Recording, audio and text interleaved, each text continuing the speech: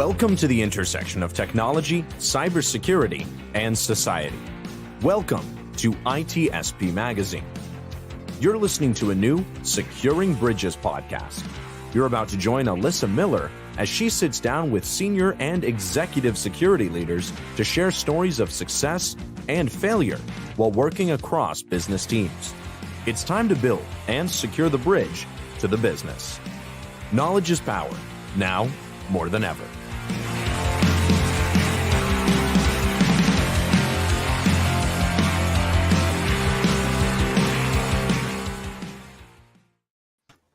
Hey everybody, it's Securing Bridges. I'm Alyssa Miller and you are here with us once again. That has me super excited.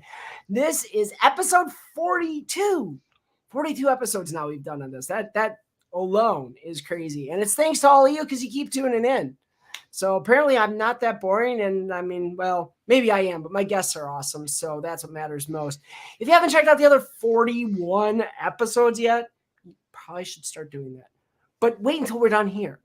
Here's the pro tip. If you're going to check out the other episodes, watch them on like 1.2 speed. You'll get through them a lot faster. 1.5, well, I kind of talk too fast for that. So if you're going to listen at 1.5, good luck to you. You're never going to keep up with what I'm saying. But hey, check them out because they're awesome. I have had so many incredible guests, and this week, of course, is no exception. So let's dive right in. It's so good to have you all here. And with me today, I've got Jason Haddix. Jason, how are you? Hey, Alyssa, how you doing? I'm doing well. I am doing spectacular. Well, okay, maybe I'm lying. Maybe I'm not. You guys figure it out. But I'm here. I've got the energy, and I'm ready to rock and roll. So I hope everybody who's watching has at least heard your name once before, maybe twice. I mean, you're kind of a big deal. But, just in case they don't know, can you just introduce yourself a little bit? Tell us, just kind of what you do and who you are. Yeah, absolutely. So my name is Jason Haddix. I am the CISO and head hacker in charge at a company called Buttobot. Before that, I was the CISO at Ubisoft, which is a video game company, make Assassin's Creed and The Division and Just Dance, titles like that. Before that, I was heavily integrated into the bug bounty scene at BugCrowd. And I've been a lifelong hacker, probably in offensive security now for 17 years. The last 7, I transitioned into being more leadership in the CISO role. And I've been, trying to ride that line ever since. And now with my new company doing Red Team as a service, adversarial emulation, and just loving every day of it. So, yeah. I mean, clearly you've resisted the assimilation better than I have because you're sitting there in the hacker hoodie and I'm sitting here with a freaking blazer on. I love the blazer, actually. My favorite move is the hacker, scene t-shirt under the blazer. That's my favorite move. Yeah, I've done that once or twice myself. Yeah. But today, I'm not going to lie, it's actually the aviation polo. There you go. Hoping that if things clear up, I got to check. Oh, hey, I got green now. I might get to go flying later. Oh, there you go. Nice. But cool. So let's talk about that a little bit, actually, because I'm kind of curious. You mentioned being a lifelong hacker. Mm-hmm. Anybody want to question now why I got this guy on my show? I mean, seriously. But no, I mean, how has that kind of been that transition, right? Now, you said it, the last 7 years you've been more in leadership, but going from, kind of those technical spaces to more of like an executive leadership role. Yeah. It's really interesting.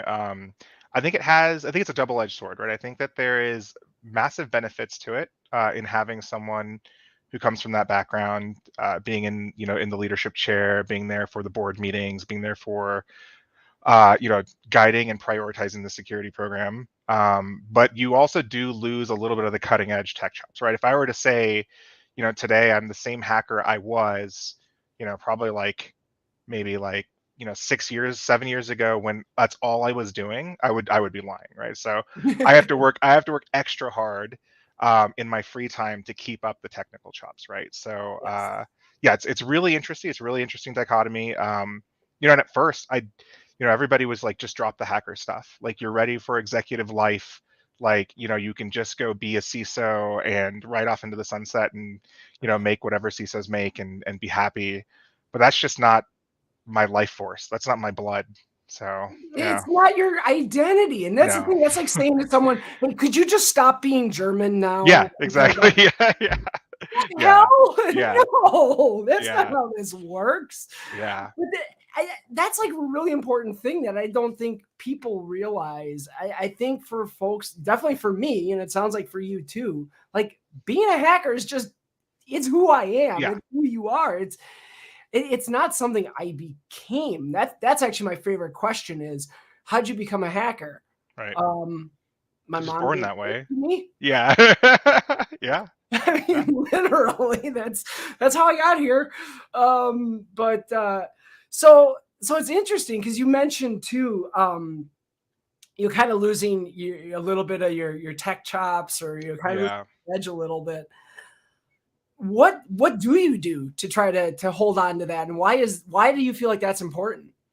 Yeah. I mean, a lot of it these days is bug bounty work, right? So Yeah, free time, bug bounty work. So you do your day job, and then luckily at my current job, I get to.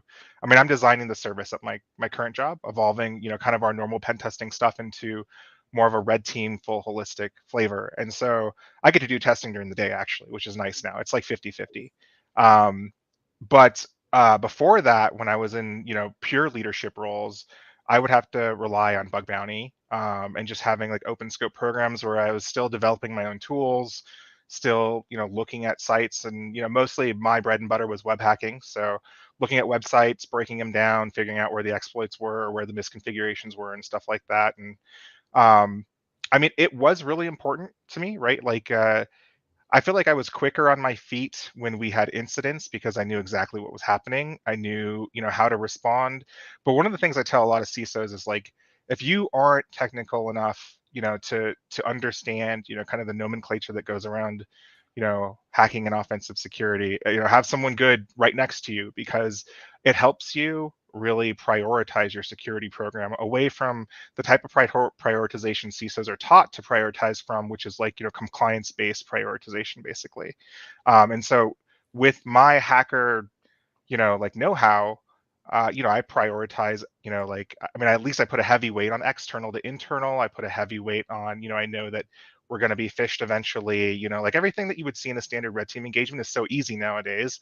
But many of the compliance standards that we all adhere to these days are not really prioritizing, that kind of stuff. And if you have a limited budget, as a CISO, prioritization is everything in your yeah. program. No, oh my God, there's a whole thread going on Twitter right now that I might have picked a fight, if you can imagine that, Right. about prioritization of security controls. But it's an interesting point you bring up because there are a lot of CISOs out there who don't have that perspective, and I don't think that breaks them as a CISO. It's not, but I think if like hackers are like this mystical being to you as a CISO, that's probably problematic. And you should be looking for someone that can, like you said, sit close and bring you some of that perspective. Yeah. Because I mean, the compliance stuff is important too. And Mhm. I sit in a space where I have to think about that every day Yeah. too. And it's hard at times as a CISO to, someone who's got a very hackerish background, Yeah. to think about that. So how do you kind of balance the two of those, being Yep. that you come from that same space, and maybe, sometimes we almost vilify, compliance a little bit. Yeah, no, I don't vilify, like I don't try not to, at least. I mean, sometimes I'm sure it comes out wrong, but I do understand the need for compliance. It does bring our industry up, to at least a like a base minimum standard, I feel like. So something wrong with working to get your compliances. So I don't have anything against that. I think that the difference I can tell you what I do rather than what the difference it is. But I mean, like I focus on when I drop into a security program, or when I'm doing vcso work or something like that. An asset management program is one of the first steps to understanding basically anything. And I can't tell you how many places I've been involved with that I'm like, okay, show me your risk register or your asset management spreadsheet, or show me how CMDB is set up, and how you control what's out there and what's on the internal. And I'm specifically interested in external asset management, because that's where the hackers are going to, attack. And then I'm interested in, what you're going to do for protecting your users, right? What endpoint protection are you running, what controls, what IAM, all that kind of stuff. And so you'd be so surprised about how many people who just don't have an asset like management program at all. Like, I'm like, tell me what you have on the internet. And they're like, well, kind of have this, and I don't really know, like maybe some stuff there. And then you go in and you run, in the bug bounty world, it's reconnaissance, right? You run reconnaissance on them, and you find, somewhere around like 150 to 200 apps, and they don't know about at least 20 or 30% of those. And they're like, oh, that's really interesting. And I just don't understand how you can prioritize a program around not knowing, 20 to 30% of your assets online. That's painful, at least to me as a leader. Yeah. I mean, and it's I mean, for me, that's like scary, right? Like that's the last thing I want to hear. And you're sitting there wondering, like, okay, do you know what your IP address range is? Can you please just run Nmap? Like, just do something. Good God, you know. And so it's, and honestly, that's where I mean, I've gone, right? Like, it's like I actually just this week last week working with my IT team. Like, I need a second laptop. I need it just, bare bones, nothing on it. I'll install everything, but I need something I can run these tools with, which feels weird to me as, like an executive to be doing that. And yet I know that my teams are busy, and I don't want to, bother them with my whims, right? Like, hey, this thing's making me feel really uncomfortable. I just want to go take a look quick. I'm not going to call up someone on the team and say, hey, can you run Nmap on this, on this CIDR block, and let me know what you find. No, why don't I just do that? I know how to do that. And that's a special problem, because I had that at Ubisoft when I was there. It was like, there were several things I was capable of doing just on a whim, like you mentioned, right? Like, looking for a certain vulnerability when it's published on Twitter or something like that.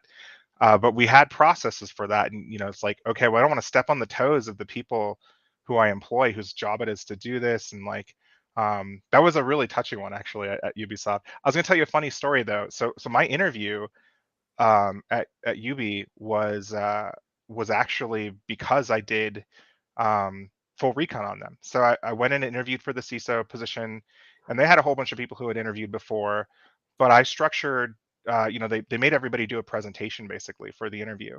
Oh, wow. And what I did is I did, a couple phone interviews, went really well. And then I did full reconnaissance of their external landscape. And then I just kind of threat modeled their whole business I put it into like I think 6 or 7 different domains of where I thought, just from knowing video games and knowing, attack surface, like, how their business was broken up and how they, would differently need to secure all these different places, so these different portions of their business. And that was actually how I won the job. In the course, actually, I had found some of their developers' hard-coded credentials on GitHub too, and I disclosed that to them. Did. Yeah. Of course you did. But no, that was how I got the job, right? A very thorough kind of risk mapping of the organization, and showing that I was passionate about it, and a full recon dump of all of their sites, which they didn't know of all of them, and it was really fun. So that is awesome, and it's honestly it's a really good idea. I did not go to that length with my current employer. I did do some reconnaissance though, and that was more from my perspective, right? Like, I was getting, you talk to an organization, you get a lot of stories. I actually had the opportunity, because I was kind of colleagues with my predecessor in the role. So I was able to talk to them a little bit about, hey, where are things at? But you also know that, like, okay, this is someone who's got pride in what they've built. Yeah. I have to immediately be somewhat suspect or, skeptical of what I'm hearing. Let's go find out for myself. Right. And so it was an opportunity for me to kind of figure out what was and wasn't 100% accurate in what I was hearing. And, and the reality of it was, when I got into some of those discussions, like, I realized I probably shouldn't mention these people what I did, because they're not the people that are going to react well to, this person coming in, just, blew through a bunch of our attack surface with a couple different tools like Metasploit and shit. Yep. Might have done that. Yep. So it's. This was a heated Twitter thread, actually. a few weeks back. I want to say like 6 weeks or 5 weeks ago, where it was talked about, like, an applicant had come in and done, like some security analysis and had basically handed them a pen test report on the interview, and people were pretty split down the middle about like whether that's like jailable behavior or that's like initiative. um but yeah, it was really interesting. Well, it's funny because the first half of that is why I would tell someone to be very, very careful and probably don't do that. Yeah. Not because it is jailable, but because there will be people who think it is at that organization. And I mean, from the bug bounty world, if you don't have that safe harbor agreement, like you're just, even if in the end you come out okay, like you're setting yourself up for a really dangerous situation there where you could end up. I mean, look at our friends in Dallas County, what happened to them. Yep. And you just get caught up in the middle of something political that you had, no idea you were even walking into. So I'm going to say that for everybody watching, like, if you want to do this, just be very, very careful, especially coming in with like a full pen test report saying, here's all your bugs, because I want to impress you. But also, I just literally did a pen test against your system, and you may not be real happy that I did that. Yeah, I mean, there was a lot of great suggestions in the thread as to like how they could have presented it a little bit better, and if they had a bug bounty, it would have been better to submit it to the bug bounty than coming with a report. Like, there were a lot of nuances there, I think, in that conversation that the person could have done, to make it safer for themselves. I have a bunch of friends who are bug bounty hunters, and they have done some really groundbreaking research against. I mean, this week they did it against the whole AI TLD. They've done a whole bunch of stuff in the automotive industry as well, and they're younger hackers, and they go after whole important industries, and they responsibly disclose when they're done, but they hack the crap out of them. And they do these masterful write-ups, and it's usually a team of them, and they're just doing it, because they think it's fun, and and they're doing responsible disclosure, and they give the vendor all the time they need to fix. But these are not all companies that have bug bounty programs or safe harbor. And coming from my generation of hackers, that is scary, scary to do. But after having lots of conversations with them, how the federal laws have changed a little bit around some of the anti-hacking laws, they feel safe enough to do this type of work nowadays. So maybe things are changing for the better, where hackers can responsibly disclose and not fear the legal pinch. But from my generation, it was definitely for sure. For sure. Yeah. I mean, I remember, I grew up in financial services, and I remember we'd get those. And to be fair, I mean, you had organizations back then that really kind of made a mess of this. There was a company, fly-by-night company, I want to say they were called like Online Banking Security or something horrible like that. And I remember them sending us, their pen test report of our systems. And no, I didn't react well to it. And I worked in security. Like, I appreciated what a pen test means. Yeah. But, if you're going to come in and you're going to try to do something like that, because of course, what they're trying to do is they're trying to get to the people who don't know what they're talking about, who are going to get panicked. And, so yeah, I mean, I think you're right. Definitely the world has changed a bit since those days. I think, being careful is important. I also think, though, it's easy for us in security to think like, oh, we've grown so far because the security industry has, and a lot of industries understand now the value of offensive security and what we do there. But there's still a lot of industries that don't.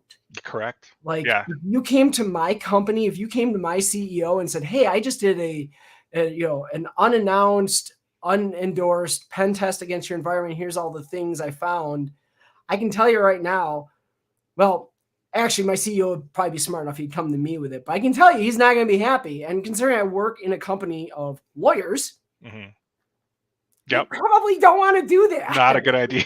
That's not the company I would target. If nothing else, you're putting me in a situation where I got to convince all those lawyers now, no, we're not going to sue this person. Here's how we handle this. You know? Yeah, absolutely. So it's interesting too, because you mentioned AI. Right. And that's getting all that phrase, oh my God, has been, that term rather. It gets a lot of attention. Of course, now we've got large language models and all that that's spurred, the conflation of AI is basically everything. Where I know you had mentioned to me that you've done some research in that space. I'm kind of curious, what types of things you're looking at. I mean, you mentioned like the TLDs before and whatnot, but are you looking actually at the AI, like some of these large language models, or are you looking at other technologies? What have you been digging into? Yes, I mean my free time is broken up into like, some gaming, a lot of research on AI right now, and then just like extra work stuff. But yeah, all my AI research has been both, how do I utilize the current state of AI in offensive security, and then trying to figure out how it's going to disrupt many of the existing implementations of security products and kind of the scene. And so I've kind of attached myself to the DEF CON AI Village. So, Okay.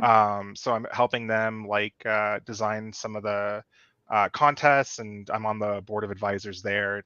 And but really, like, in the first category of utilizing large language models and AI, I'm using it, to basically do web testing and to, parse exploits and help me port code and all those types of things. Like, one of the things I did was I was on a pen test, or not a pen test, a bug bounty, like 3 or 4 weeks ago, and it was, I can't remember if it was a Node app or something like that, right? But it was mostly web service driven, RESTful Okay. APIs. And so I wanted to quickly take this giant piece of source code that I had and figure out what were all the endpoints, and if all the endpoints required authentication. And so I just fed it to the AI. I said, hey, given that this is this type of app, can you first parse out all of the endpoints first? And then it gave me a list of all of the endpoints. And I said, of all those endpoints out of the code, can you tell me which ones require the bearer token, which is the authentication token for the API? And it said 7 out of the 9 do. Here are the 3 that don't. And then I went and tried to execute against those API endpoints. And sure enough, they didn't require authentication. And I was able to pull information out of the API. So there's a lot of quick time savers that it can do. It's beautiful at building regex, which is used in a lot of hacker tooling, Yes. right? If you Yep. peel back the curtain of any tooling in the information security scene, sometimes it's just fancy regex, It's always right? regex. Yeah, it's always regex, and it's really good at that. And so yeah, I mean, I use it in a couple different ways. The other thing that I've been building lately is dumping press articles about breaches. So you hear of a new company that has a breach tomorrow, and there's 7 or 8 press articles, of which some are syndicated from the same source, but others are original. And you dump them all into a folder, and it will parse all of them and break it down into its MITRE attack path, and what the TTPs were for the individual attack path.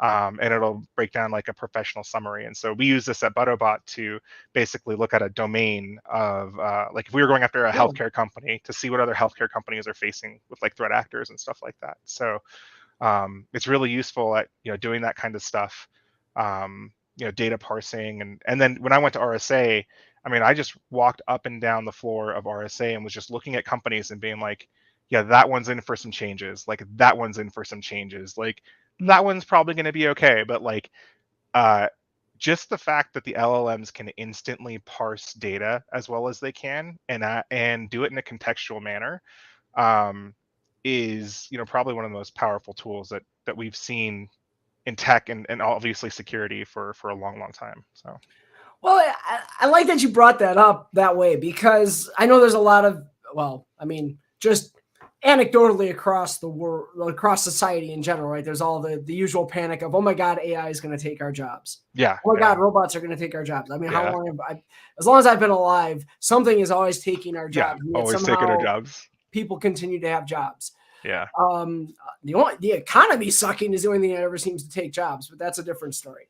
yeah. Um, but I've seen people in the security space, particularly security operations, like worried that, oh my God, all of our SOC jobs are going to be replaced with AI. And I don't see that. Do you? I mean, I see a lot of the stuff that SOC analysts complain about in tier one. Like, yeah, that'll be augmented. I don't even think it'll fully be replaced by large language models and AI, but it'll be there, and it'll be a tool that you use as a SOC analyst, and it might get rid of some of the stuff that you don't really like doing anyway. So yeah, I mean, I think that SOC tier 1, if you want to call it that, gets disrupted a little bit. But I mean, you want to be SOC tier 2 or 3 anyway, right? So I think that, yeah, I think it's just a tool. It's just a tool like everybody, it's a tool like Metasploit, or it's a tool like Nmap or whatever, like you just got to get used to it. It's a little scary at first, but to those people, I would just say, hey, like, the superpower is actually getting ahead of it right now and understanding how to utilize the tool, right? I mean, I'm shaving hours off of my day. I've written whole tools in Python that I probably wouldn't have been able to write before, but now, having the, you know, coder Oracle next to me help me write these things, like, I can build like whole new frameworks and stuff. It's pretty amazing what you can do with it, as an assistant. So, get used to using it and you'll have superpowers. And that's I as an assistant, that's another way to put. I like that even better than tool, right? Because Yeah. I've been saying, like, yeah, it's a tool. It's just another tool. It's an but what it's doing is it's increasing your capability as a Yeah. stock analyst. It's not taking your job.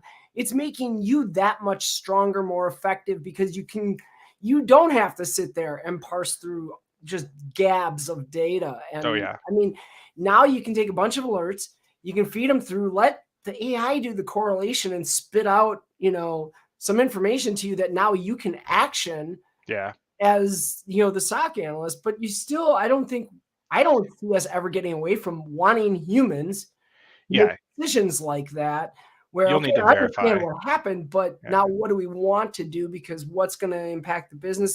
There's so much nuance that I don't think this stuff, especially not large language models, is ready to deal with.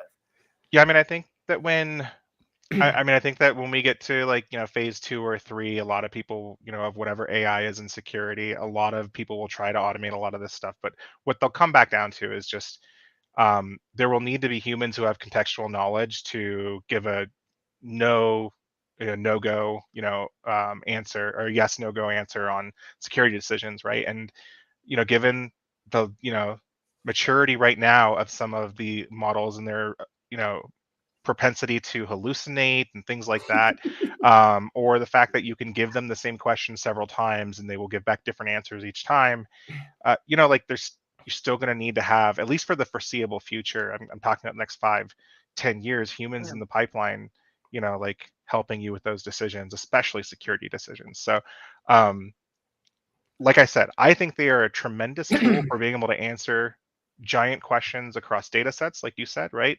And Mhm. I also think that the information security, or just the business world, there's only about 20% of the business world that even has a data lake that's, capable of ingesting the type of data that you want to implement these, type of models on or train them on. So we have a lot of work to do with organizing our data before you can even utilize these types of things. And so, yeah, there's still a lot of work to be done. But it's a good time to get into it, honestly. Yeah. So. So you're saying we're still kind of data hoarders, huh? Yeah, yeah. Well, the disparate sources, uncleaned, it's just not great. Yeah. No, Yeah, I hear you. Unfortunately, I work in an industry where a lot of the data is that way by design on or by purpose. Yeah, purpose. it just Yeah, has to be that way because, but yeah, and that's, I look at the level of nuance in some of the decisions we make from a security perspective, even from a business perspective. And you know, we have not, that I've seen, come up with a single AI model that understands that level of nuance and that level of just, unspoken knowledge of even just political, mindsets. And I don't mean like political, like government political. I'm talking like, the politics of business, hmm and it's just, I haven't seen where we're even close yet. I mean, we had this story. I don't know if it's true or not now. I've heard it was, I heard it wasn't, but they ran some simulation supposedly with a drone that was going to kill its operator I because saw that. its Yeah, operator was stopping it from, yeah, meeting the doing, objectives. Yeah, which I think, honestly, I think that was confidential information. It wasn't supposed to have been shared. And so mm. the backpedal was, oh, no, never actually really happened. There was no simulation. Right, right. I Pay no did see attention that to the man come behind the across. curtain. Yeah, And yeah, yeah. I mean, I think what'll happen is businesses in the hype will subscribe to the ideal of these of these models or large language models, and they will start to build them into APIs for their businesses. So all of this contextual knowledge or data that they've been hoarding, they'll turn them into APIs or chatbots or whatever to either offer themselves an advantage in business to try to ask those oracles internally, how do they steer their business, or they'll turn them into products for their users, APIs that their users consume. And what'll happen is now an LLM is also an attack surface, right? Because through that API, you can start attacking it with natural language, right? Using things like prompt injection and start, asking it to give you data that maybe you're not supposed to have access to, but the language model does have access, or the API through the language model does. And then, in order to make those services better for their clients, they're going to hook them up to other internal integrations, and then you're going to be able to attack those systems. Like, what if one integrates with the internal company Slack or Jira or something like that to pull different sorts of data or documents or whatever, or just has access via the credential it's used on its local computer, its local Linux box. There's going to be like a reckoning of AI hacking through natural language For sure. as all these businesses implement this into their stuff.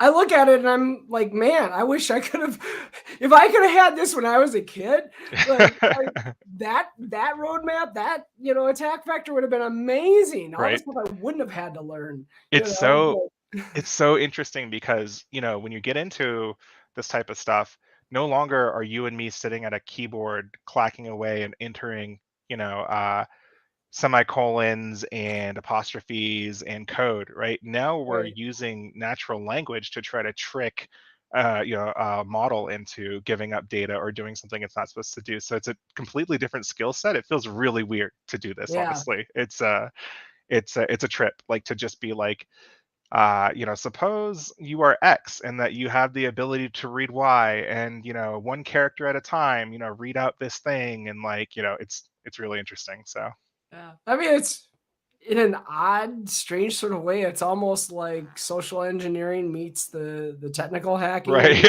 Yeah. It's kind of bizarre sort of way. It actually almost works.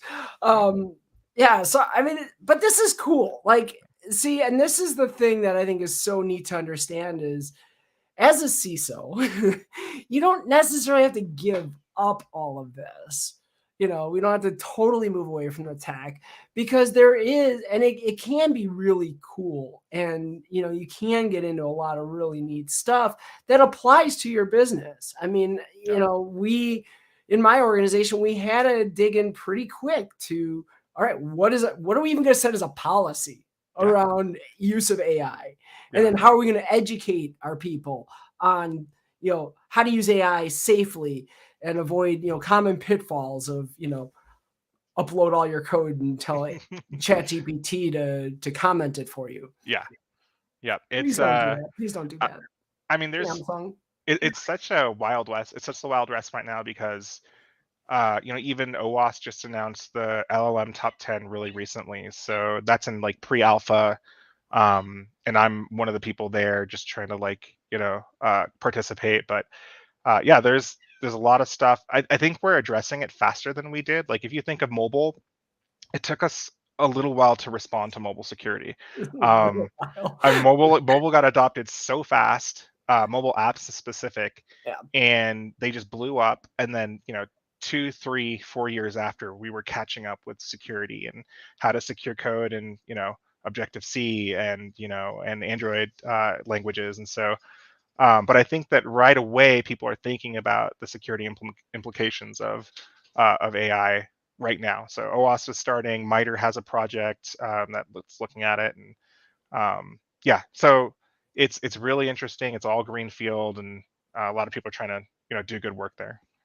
Yeah, and that's actually a promising thing. It is like, maybe we are actually learning something from our past. Yeah. Because, I mean, we do seem to be getting better at getting ahead of the game. And what's more important, what I'm seeing at least, is non-security people are getting better about, this technology looks really cool, but wait, I got to think about this for a minute. And I think we can thank personal assistants, like, the ones from the Smiley Box company and the half-eaten fruit company. And, I mean, it's like, because I think those honestly taught consumers, like, here's some real risks of this stuff.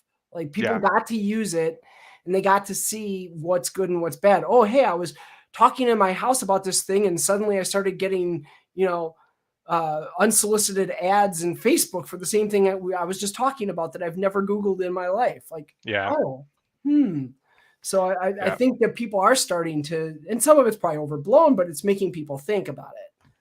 No, I mean the public is more interested in than they've ever been in privacy and security. Um, I worry that they're just bombarded by so much of it these days that maybe they don't care about the outcomes as much anymore. But yeah, that's another complete problem. But yeah, I mean, Visual like, as apathy. Yeah. yeah, right, yeah. I mean, there's definitely apathy when I hear that there's getting like another data breach of a company that I use as my like insurance, or or my some anything, right? Like anything that everybody uses is subject to a data breach every 30 days or something like that. So there is some apathy in that, but I do think that we are doing more about it, and we push more about it, and there's a lot more press about security now than there ever was. So it does indicate that we're getting a little bit better for sure. Cool. Yeah. All right. So we're getting down to the end, but I actually want to throw something at you because Yeah. this will be an interesting question. Sure. Well, I'm interested in your answer. The Okay. question is boring, but thinking about everything we talked about, especially the going from hacker to CISO, and there's a lot of people who, when they start getting into cybersecurity, like they kind of see being the CISO as like the thing, right? That's like the pinnacle goal for them. And I don't know how many think through it or don't, but I mean, I know some people have great expectations of that, and some people, kind of don't really understand what that actually means. In light of that, if you heard from somebody who's, maybe where you started, working, maybe they're doing bug bounties today and they don't even, they don't have a day job that's paying them for cybersecurity stuff, Hmm. but they tell you someday they want to be a CISO. What is your advice to them? I mean, I think, oh boy, I think it's to realize that like when I thought of what a CISO was before I did the job, I had some very unrealistic expectations. I thought it was designing security strategy 100% of the time, and helping high-speed teams implement that strategy, and sometimes being in on the technical talks and stuff like that. And what the job ends up actually being a lot of times is being in PowerPoints, and being in Excel spreadsheets, and running budget for a large security team, and figuring out hiring, and figuring out political arguments between business groups. And so really there is about 60% of the job that is not security strategy at all. It's mostly being able to be presentable. It's having some great design and PowerPoint skills. It's being able to argue with other high-powered executives, or convince in some areas, or barter in some areas. It's it's making hard decisions to figure out how the budget gets spent. And these are things that people don't really talk about when they talk about the CISO role, right? They think mostly it's going to be security strategy. So so if you're into that, and you do want that to be your thing, there's more resources than ever, right? So this podcast is one where you bring on like a tremendous amount of guests, right? But go parse every single one of the like CISO and executive leader based podcasts that exists out there, and just start taking notes about how these people handle different things. And the biggest hot seat that any CISO will deal with is being at the end of a breach, right? In incident response mode. I mean, compliance is hard, enabling business is hard, but what's extremely hard is being in the ultimate incident commander when there is an actual breach happening. And so learn the incident response process, learn the portions of security that you're going to have to implement as a program in different maturity states, and start taking notes around how other really world-class CISOs do these jobs, and things that you think are interesting, and you'll be on your way in no time, I would say. Awesome. Love that. That is amazing advice. So if you're out there, I hope you internalize that if this is something you think you want to do, because I think it is everything you just said, Jason, is like spot on as far as my opinions anyway. But we are to that time. we made it there already. Sounds quick. Yeah. It does go by fast. Yeah. And it has with every one of my guests, I think. I don't think there's a guest I've had on yet where I wasn't like, we're done already. But no, I really appreciate you taking the time. This has been a blast. I've really enjoyed it. And hopefully all you out there in the inner tubes and whatnot have enjoyed it as well. We'll keep coming back. I got a super cool guest. I'm not even telling you who it is yet. You'll have to watch social media to find out who it is, but I do have a really cool guest lined up for next week again. I mean, would you expect any less? Look at this. I had Jason Haddix on here today. It's amazing. But we'll be back. We'll come back next week. We got another great show lined up. But Jason, thank you again for joining us today. And I can't say how much, I can't even put it into words, how much I appreciate you coming on. Thank you so much for having me. Thanks, everyone. Awesome. Take care, everybody. We will see you next week right here on Securing Bridges. Until then, have a wonderful week.